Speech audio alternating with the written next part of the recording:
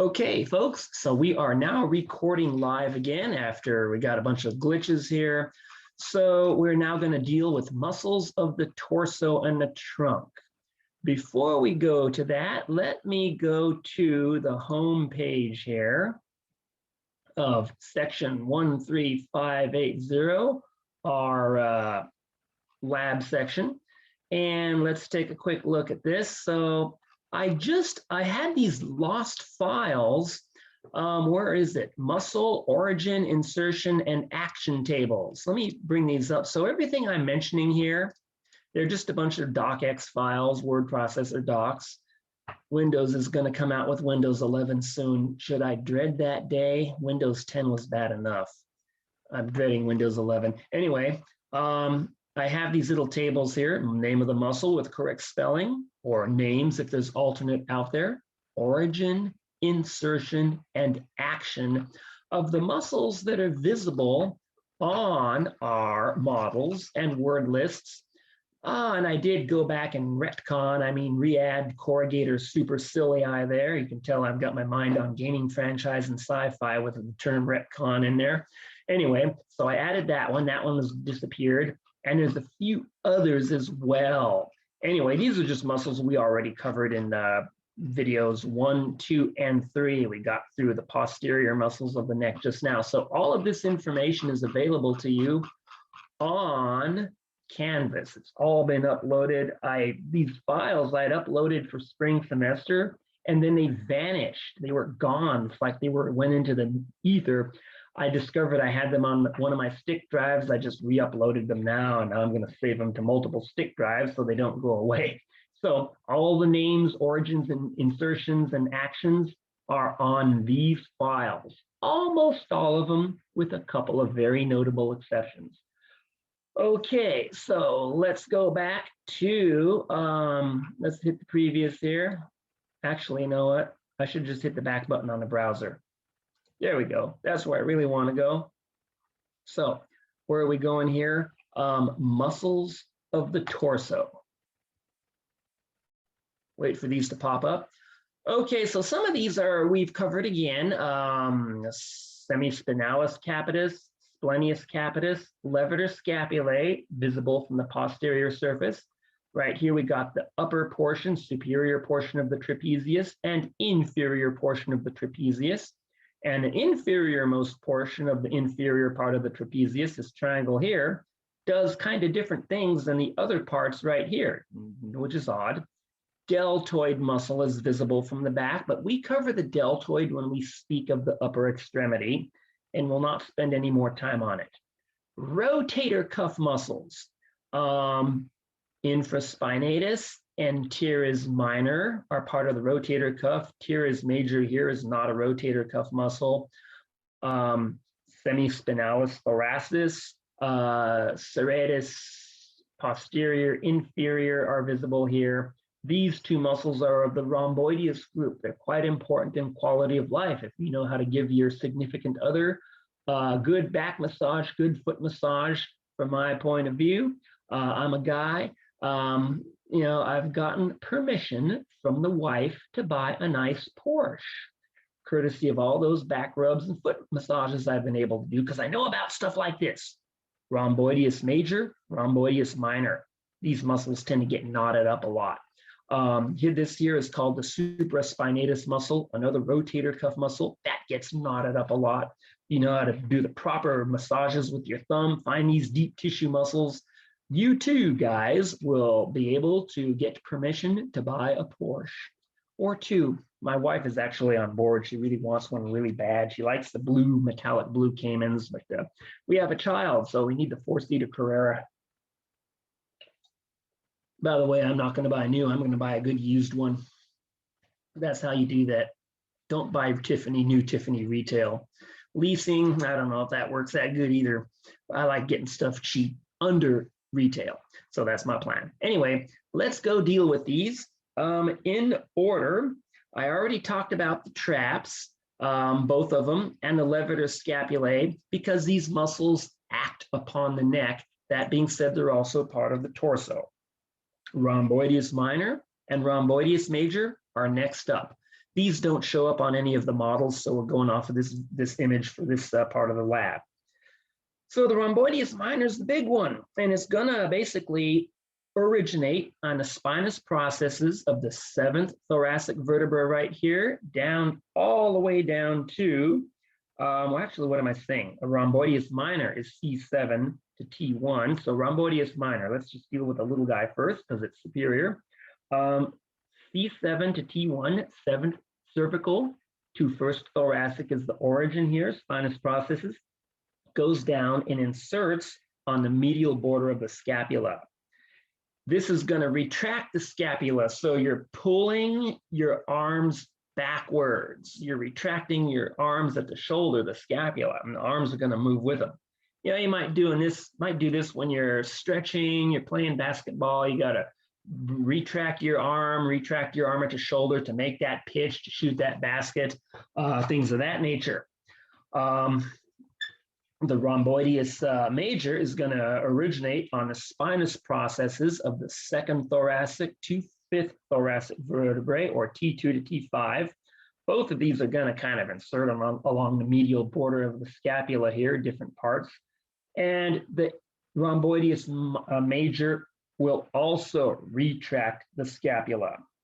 The rhomboideus major can also rotate the scapula downwards by virtue of its greater leverage going to more of the scapula, more of the inferior portion here. So it'll rotate it downward forcefully, you know, kind of like, I don't know, maybe if you're swinging a framing hammer down on a horizontal surface or something of that nature. Okay, deltoid muscle. Since it's prominent here, it's visible here, it does act on the upper arm. I included it here. Although very technically, we would not consider, nobody would consider the deltoid muscle a muscle of the trunk or torso. It doesn't act on the trunk or the torso, it acts on the upper arm, the humerus. So the deltoid, it's complicated. There's a lot to say about it. It has a tripartite origin, spine of the scapula, acromion process of the scapula, and the medial, what am I saying? Medial, lateral 1/3 of the collarbone or clavicle. Insertion is on the deltoid tuberosity of the humerus. What it does is it adducts your arm. So this arm right here on this side of the image is abducted. It's taken away from the body.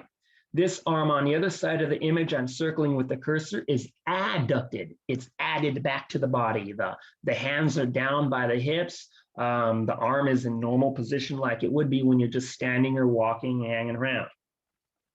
Okay, it will also flex and medially rotate, at least the anterior part of the scapula, the anterior part of the deltoid. Lateral part of the deltoid will rotate the arm in the opposite direction. So once again, we actually have like 2, maybe 3 different muscles here in one anatomical package. They're controlled by different motor nerves, branches. So, you know, you're going to have, if you're going to work this muscle out, your shoulder muscle, you're going to be tossing kettlebells in different directions.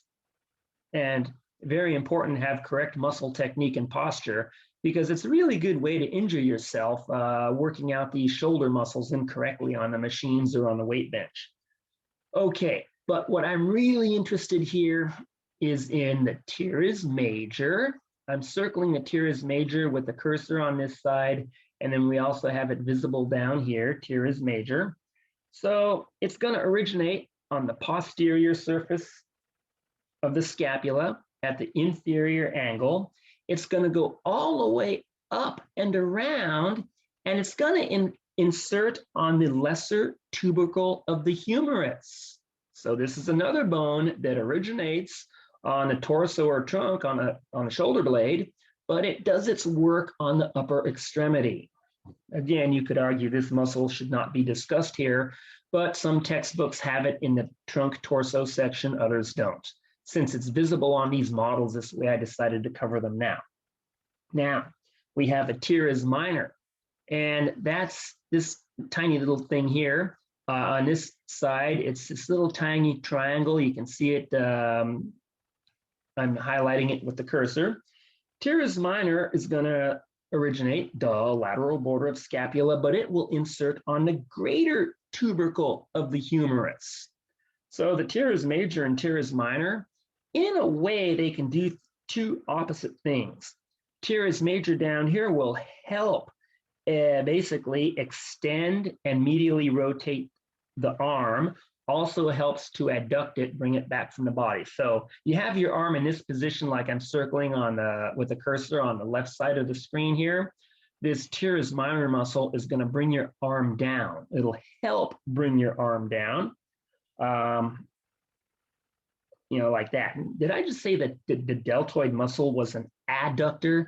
Actually, the deltoid muscle is an abductor. It lifts your arm up like this. So here your deltoid's relaxed. Here your deltoid is contracted. I think I said that backwards. I've been getting dyslexic all morning today. I was dyslexic about the mentalis and depressor labii inferioris muscle on the previous video. There's been days when I've been teaching such a crazy load, I keep confusing Tuesday, Thursday class with Monday, Wednesday classes back in the old days. Oh my God, I don't miss those days. Okay, so the teres minor here, what does it do? It pulls the humerus into the glenoid fossa, pulls the humerus against the scapula, stabilizing your arm. So these are all rotator cuff muscles from the teres minor on up. Now on this image here, this triangle here on this side, I'm highlighting with the cursor where it's covered mostly by the trapezius. And on this side where it's not covered. So I'm tracing the outline of this, what am I saying? Infraspinatus. I need to go to the supraspinatus real quick here. So right here, deal with the rotator cuff muscles in this very specific order, and there's a reason why. So I'm circling with the cursor, supra, as in Toyota Supra, spinatus. It's in the supraspinous fossa of the scapula, where it kind of originates there. And it's going to go to the greater tubercle of the humerus, just like the teres minor did. So teres minor, supraspinatus, they're both part of the rotator cuff group of 4 muscles. And these go to the greater tubercle of the humerus. They're going to initiate, this one initiates abduction of the arm, starts it. Deltoid's going to kind of finish it. Stabilizes the glenohumeral joint. Okay, so that's the supraspinatus. Now, this big one underneath here that I'm circling with the cursor opposes the supraspinatus. It's an antagonist in its own way. This is going to basically originate in this big, broad, wide area of the infraspinous fossa of the scapula. Again, this little triangle here is also the infraspinatus with the trapezius blocking most of it. So what the infraspinatus does, it also goes to the greater tubercle of the humerus. It's going to laterally rotate the arm. So you have your arm out and you rotate your arm so your hand, your thumb goes up and your palm faces forwards. That's it, the action of the infraspinatus. Now, subscapularis, that's a rotator cuff muscle. We need to go find a view where the rotator cuff muscle is visible. And sadly, there is none on this image. So I need to go grab an arm. Again, a lot of individuals may discuss these muscles when they're discussing the upper extremity, but a lot of textbooks will also have them. There we go. So let's see, once again, my back, I can't see any of my monitors here. So I'm kind of hoping that this isn't horribly all out of whack, this video here. Okay, there we go. So let us just sharpen that focus. Here we go. Okay, so I got me an arm here, scored this one cheap as well. That one, ooh, let's see, thumb is lateral, pinky finger, I'm sorry, yeah, thumb's lateral, pinky's medial in anatomical position. So on this model, this is kind of a left arm. Shoulder blade, everything goes together good, sweet. Okay, so this is the anterior view here. This here is the subscapularis muscle right here. This is the last of our rotator cuff muscles. So let's just review rotator cuff. Infraspinatus, supraspinatus, teres minor, this little triangle dude here. This right here is a teres major. This is not a part of the rotator cuff, so we don't consider that. And then right here, subscapularis muscle. Okay, so that is our last muscle of the rotator cuff. Obviously, you know, the anterior surface of the scapula is a subscapular fossa. So that's where this thing's going to originate. Now, where does it insert? Lesser tubercle of the humerus. So this is going to oppose the infraspinatus. It's an antagonist to it. It's going to rotate the arm in the opposite way, medially rotates it. It also stabilizes it. So just to review, laterally rotate the arm, medially rotate the arm. Lateral rotation, medial rotation. Some will say external rotation, internal rotation, but the better term is lateral rotation, medial rotation. Okay, and of course, if you extend your arm, you do that, flex your arm at the shoulder, do that. All right, so we have the rotator cuff muscles done. Now let's get back to proper muscles of the torso. So no reason to share here. I have these muscles classified slightly out of order from the textbooks because they're sort of in the order in which we see them easily on our video, on our plastic models in person.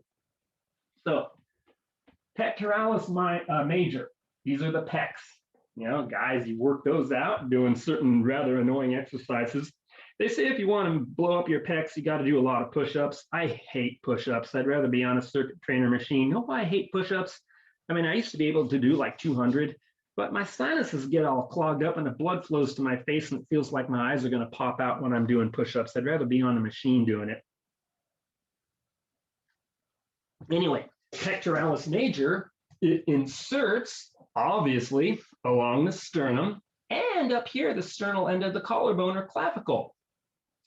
And cartilage of ribs 1 through 7. Now it's going to insert all the way around here on the greater tubercle of the humerus. So your pecs, they don't go to the scapula, they bypass the scapula, go right to the humerus, your upper arm bone.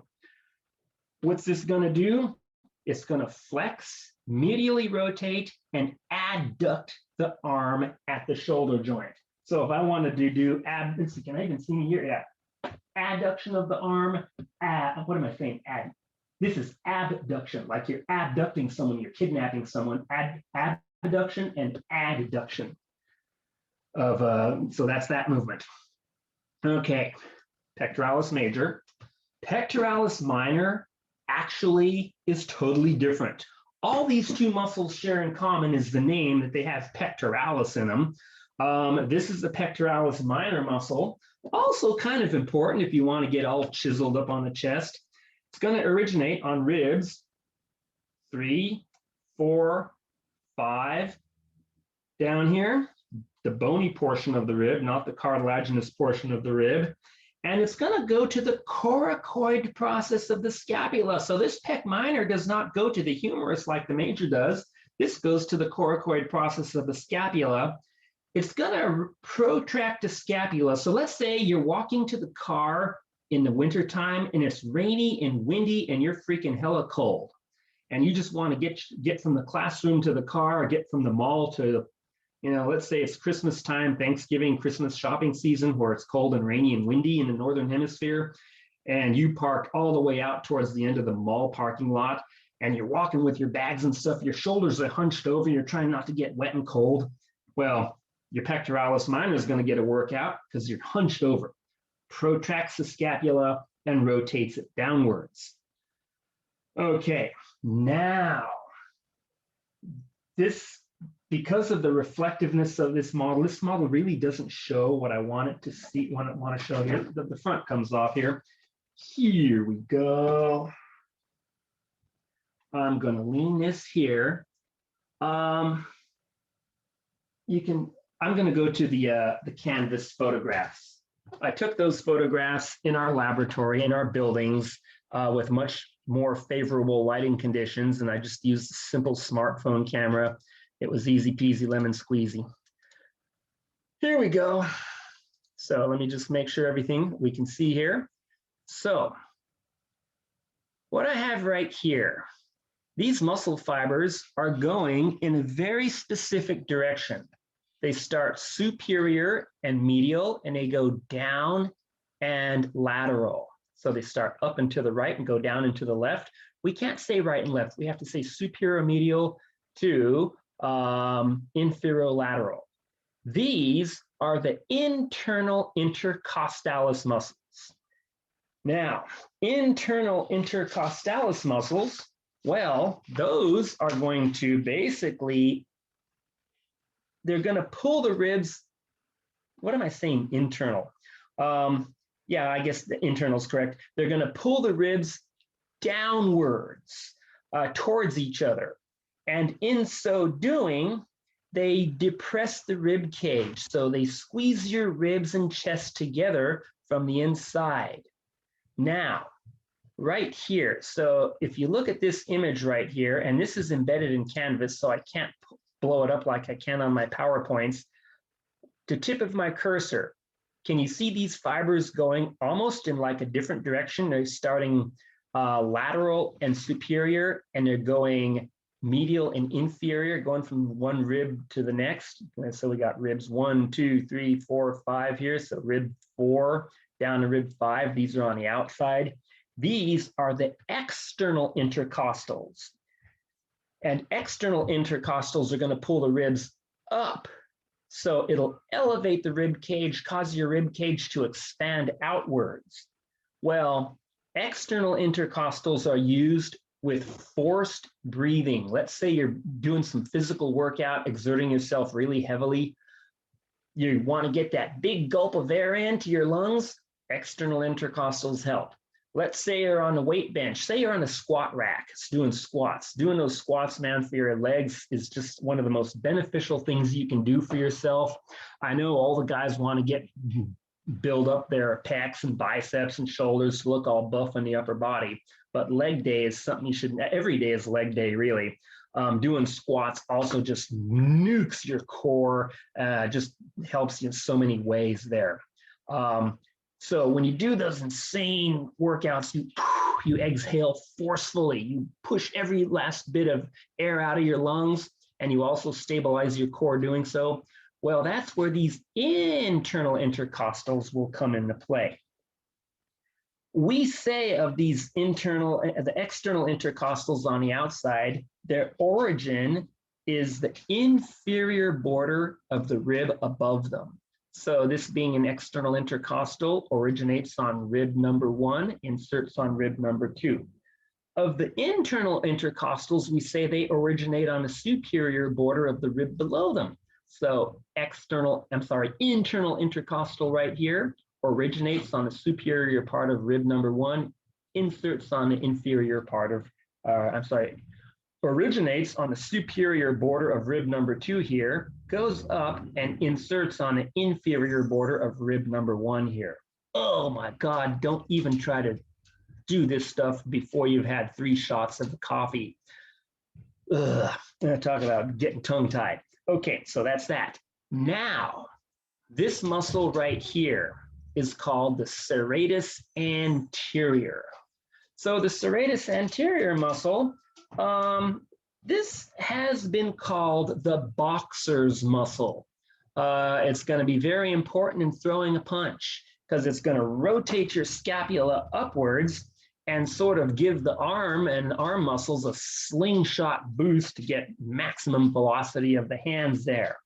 So serratus anterior muscle originates on the superior parts of ribs 1, 2, 3, 4, 5, 6, 7, and 8. This area back here is part of still the ribs, and you can see a little bit of the serratus anterior muscle.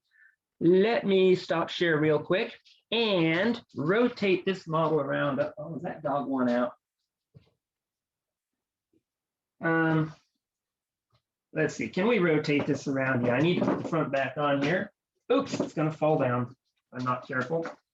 Okay, so right here, underneath the pectoralis, the pecs are the serratus anterior. So when it's really, and of course this massive muscle here are the lats, the latissimus dorsi, which I've not talked about. Someone that's really properly ripped on their trunk, torso, upper body, their lats are gonna really be wide. You have good pecs, and you'll even be able to see some definition of the serratus anterior there. Okay, so that's the view here. This kind of, oh, you know what? Let's rotate around this side. Why? Because all the other external muscles like the pecs and the lats are removed, so we can see the deeper serratus anterior and how each little branch comes down and kind of originates on ribs 8, 7, 6, 5, 4, 3, 2, 1, and so forth. Okay, and of course we have the pectoralis minor here visible, which I think I already talked about. Let's get that off. I need this view here. Yeah, this is good. This model is nice, they're very comprehensive, but certain things like the intercostals, they're lacking in. Let's go back to share the screen again with this image on canvas here. So that's the serratus anterior. Where do all of these insert upon up here? The medial, they all go up to the medial border of the scapula, where they're going to rotate it upwards. Now, lats. Can barely see any lats on this image. Let's go to, here we go. The lats are missing on that one as well there on purpose. Here we go. So straight up posterior view. We have the spinous processes of thoracic vertebrae 7 through 12 and lumbars 1 through 5, all the way down to that butt crack at the sacrum there, is where the latissimus dorsi are going to originate.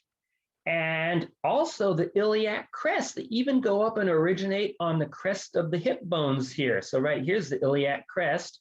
So this is a pretty big insertion for a muscle. I'm sorry, pretty big origin, less movable element.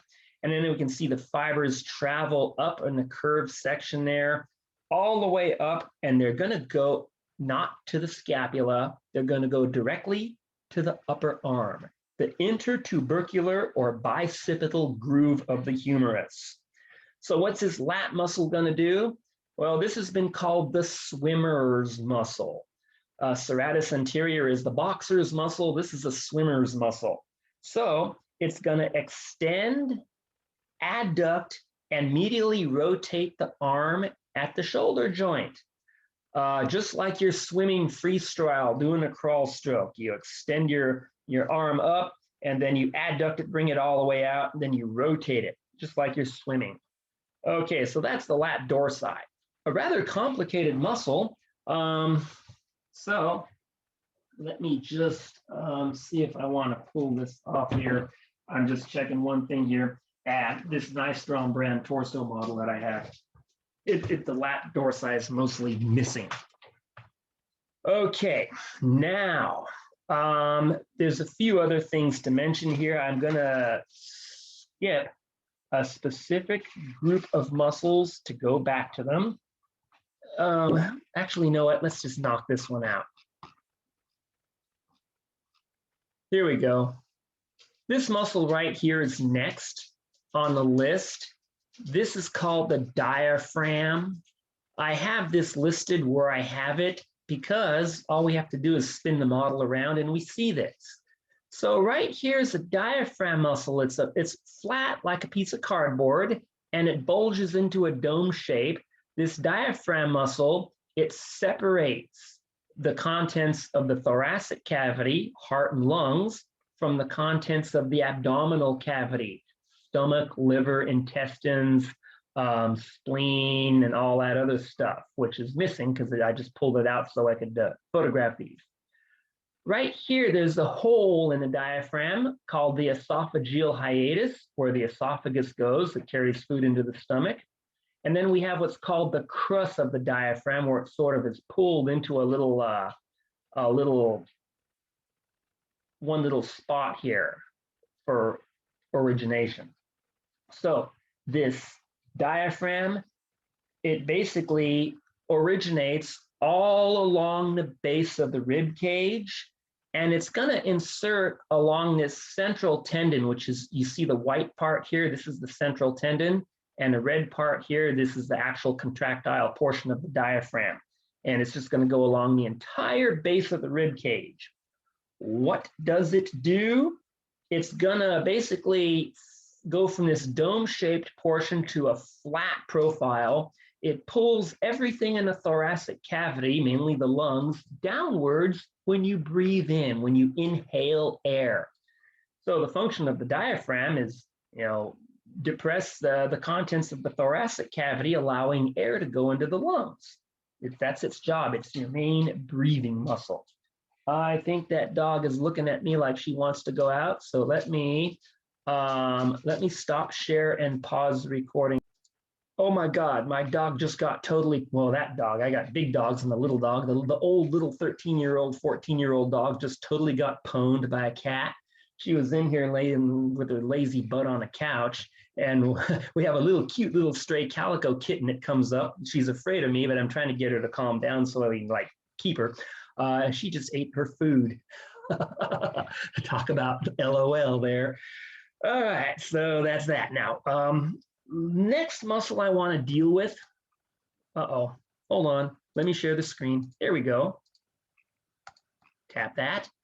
Is this one right here. So we got the rhomboideus major, rhomboideus minor, major, inferior portion of the traps, trapezius, and a lat dorsi. Now on this side, this little bracket here is listed as the longissimus thoracis. Okay, so these muscles originate on the transverse process of the thoracic, well, mainly transverse process of the lumbar vertebrae, and they're supposed to insert on the transverse process of the thoracic vertebrae. You could make, that's what the key on this model says. You could make the argument that that's incorrect. You could make the argument that both of these are serratus posterior muscles. This is a serratus posterior superior, and this here is a serratus posterior inferior.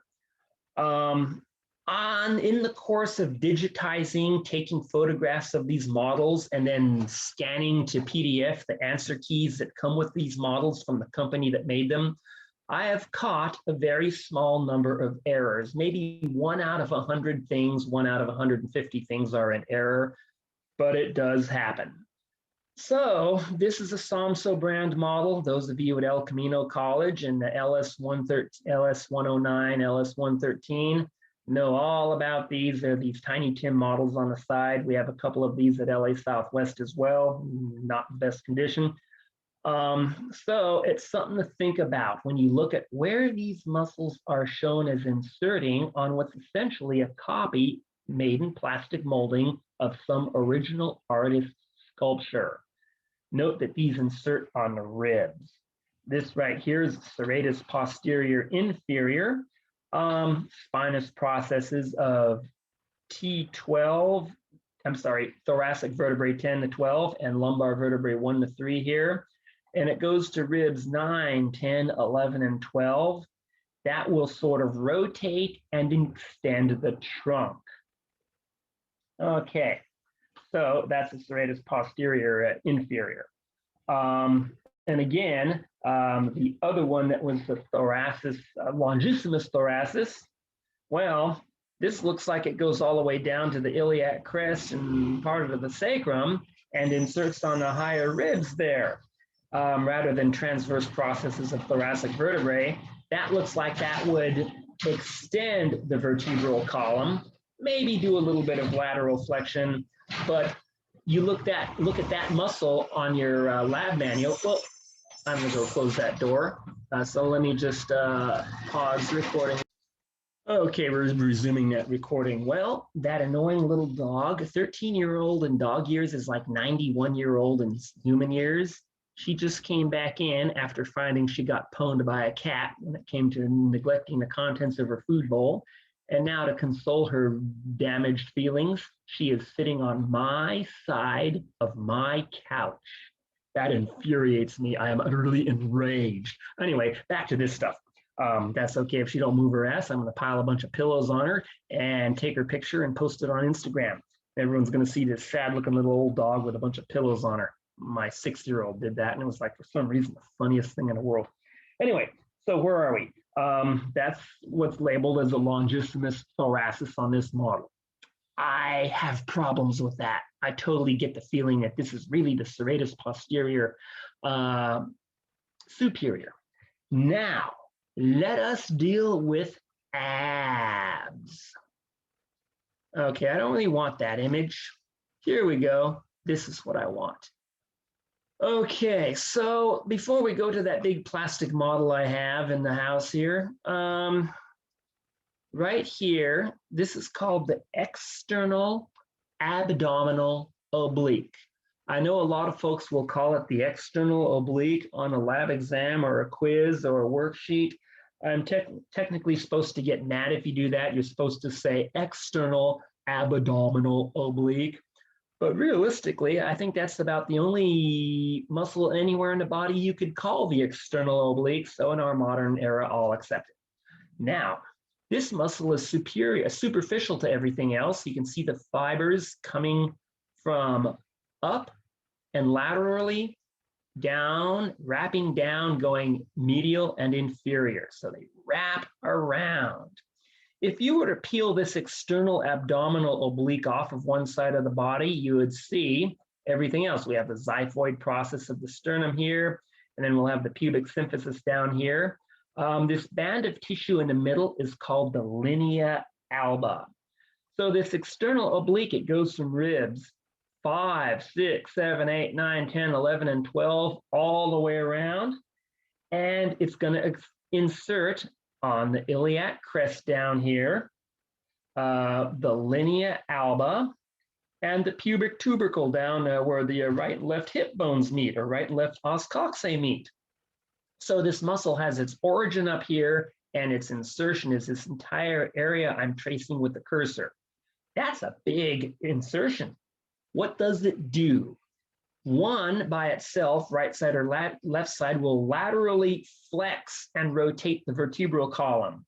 So let's say you're doing calisthenics, just, working out, rotating your back, your waist and feet are planted on the ground, and your upper body above your hips is swinging back and forth. You're doing a warm up for a good session of martial arts, Gracie Jiu-Jitsu, something like that. You're going to be working that muscle out.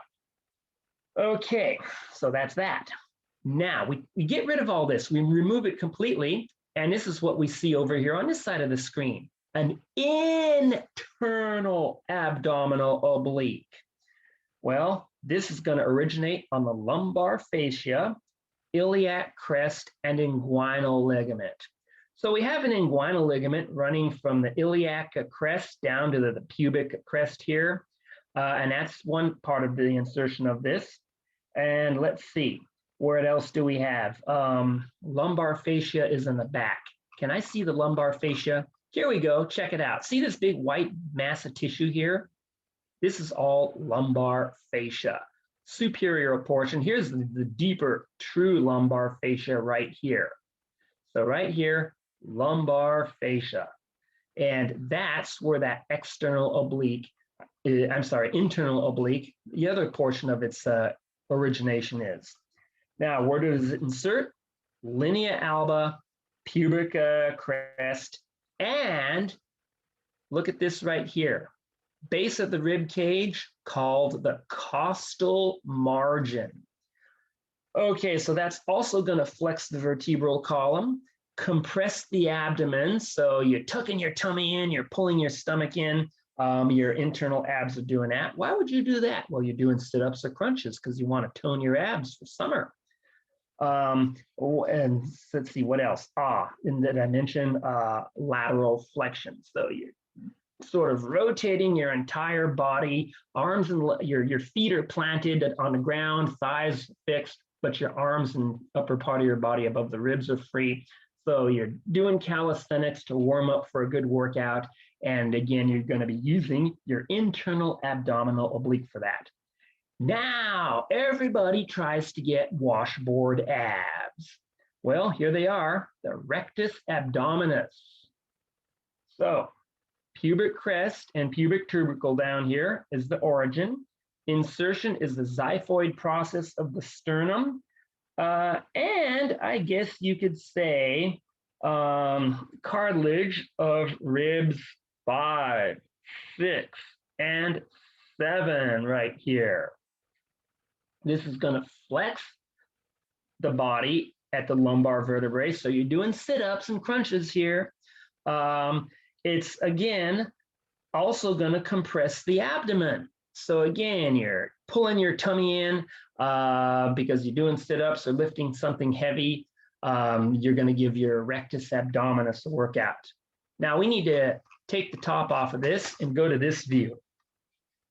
This right here, where we have these fibers going from right to left horizontally, inside here is rectus abdominis. Then we have a layer of fascia, the navel umbilicus.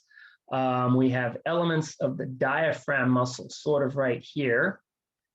But right here, this is the transversus abdominis. It is deep to all the others.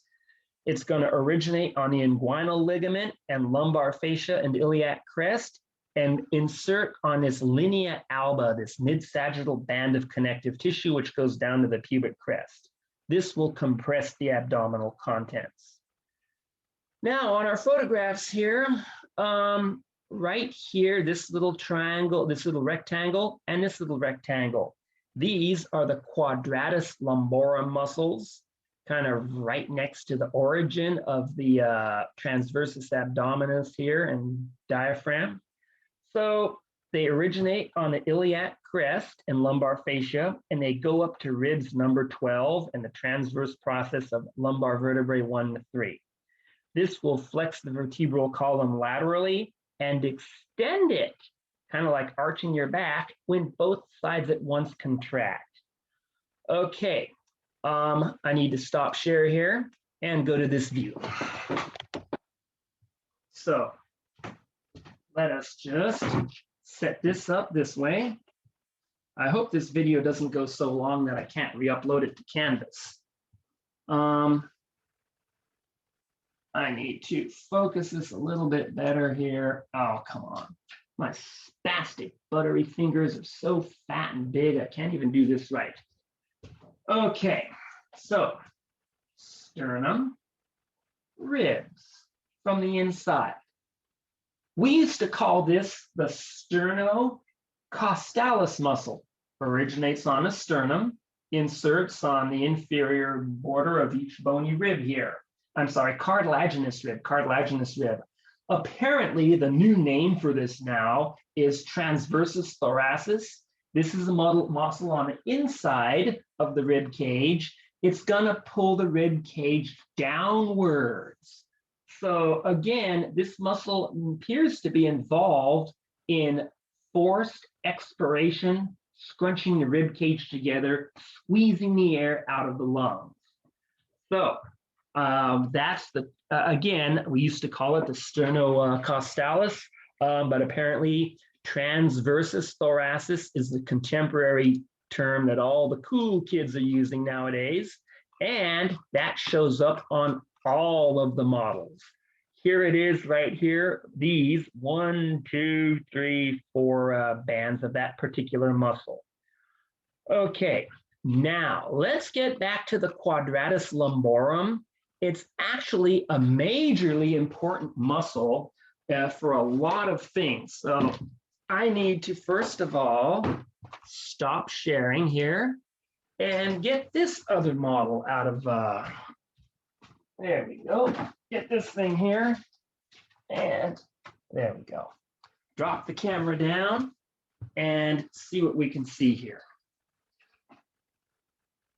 Okay, so first of all, focus it once again. I need to machine out of aluminum or Delrin or plastic or something, an oversized knurled ring so I can focus this more easily. Okay, so let's just rotate this. There we go. Much better here. Right here, iliac crest and transverse processes of L1, 2, 3, 4. This basically the origins of that aforementioned quadratus lumborum muscle, and it's going to go up to the ribs. So this actually is a major muscle in the abdominal region, but because you can't see it from the outside, it doesn't appear to have any effect on how good you look running around with a shirt off or in a bathing suit or whatever. Folks just don't seem to want to work it out and pay attention to it. But again, it's one of the major players in its area, which again is flexing that vertebral column laterally or extending it again when both contract together. Now, next up are piriformis, levator ani, and coccygeus muscles. So for that, I need this thing out of the way. I'm going to have to bring this specimen back in short order, but not right away. Okay, so what we have here is a pelvic girdle with a bunch of organs in it. Okay, none of them are color-coded either. However, let's see. Oh my God, you talk about a lack of contrast and washed out video. Let's dim the lights here. Okay, so I dimmed the lights a little bit so we can have a view of this better. Well, we need to remove a female reproductive tract, a urinary bladder, and a rectum and part of a sigmoid colon. And now we see the muscles that form the floor of the pelvic, well, actually the floor of the pelvic cavity, basically. These are still considered muscles of the torso or trunk. So right here, we got this posterior triangle here. We can now refer to this as the coccygeus muscle. Now, the coccygeus muscle, as the name implies, it kind of originates on the spine of the ischium back here. And it's going to insert on this muscle over here. It has its soft tissue insertion. So these little triangle-shaped muscles will pull this portion kind of posteriorly. The name of this muscle is the levator ani. So the coccygeus inserts on the levator ani. And what this does is it supports this wall of muscle here that separates the, basically the abdominal, it forms the inguinal wall or abdominopelvic diaphragm. So it pulls it back, tenses it up, and supports it. Now, next up right here is the levator ani muscle. Its origin is the inner surface all along the rim of these two hip bones or os coccyx. We can call this the inner surface of the pelvic girdle. And it's going to insert right, get my hand out of the way, right here on the anterior tip of the coccyx or tailbone. What this levator ani muscle does is it basically forms the external anal sphincter.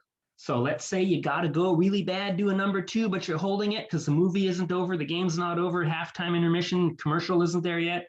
Well, you're going to use your levator ani muscle there. Now, bring this forward. Anterior portion here is the piriformis muscle. And again, the piriformis muscle originates on the anterior lateral portion of the sacrum. And actually, what am I doing here? Got to rotate this around. Here we go. Anterior lateral portion of the sacrum. And so we can't even really see that here, except maybe is this file here. And that is going to go all the way down to the greater trochanter of the femur. That's going to be a thigh rotator. Let's see, anything else on this? I'm just looking for the ligaments. And those other ligaments I wanted to mention, like the inguinal ligament and the lumbar fascia, are not visible on this model. So piriformis we will see again when we look at the lower extremity. As it is now, I believe we have gotten through all of the muscles of the torso trunk. That was a lot of them. Next up is, I can guess I can stop. You know what? We'll just share the screen again. Next up, we will have the muscles of the upper arm, and then thigh, then forearm and lower leg. Okay, so I'm going to stop recording here. Stop sharing and stop recording.